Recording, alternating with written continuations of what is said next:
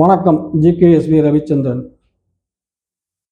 நிறைய பேர் சொல்றீங்க, இங்கேயே வந்து 17,000 16,000 சம்பளம் கிடைக்குது, ஏன் வெளிநாடு போகணும் அப்படின்னு சொல்றது.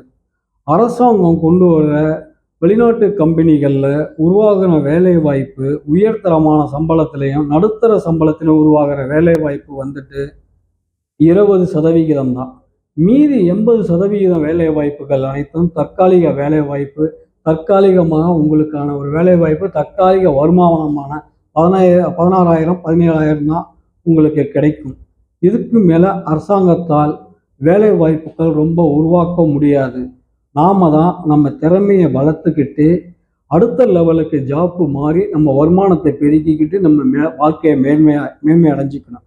அதே நேரத்தில் வந்துட்டு இந்தியாவில் தமிழ்நாட்டிலையும் 80% பேர் வேலையை திறமையை கற்றுக்கிட்டு வளர்ந்தாலும் வேலை வாய்ப்புகள் கிடையாது. அதனால் நீங்கள் வந்துட்டு நல்ல விதமான நிறுவனங்கள் மூலமாக நல்ல விதமான கம்பெனிக்கு வெளிநாட்டுக்கு முயற்சி பண்ணிட்டு நீங்கள் வாழ்க்கையில் முன்னுக்கு வர்றது ரொம்ப நல்லதுங்கிறது என்னுடைய ஒப்பீனியன்.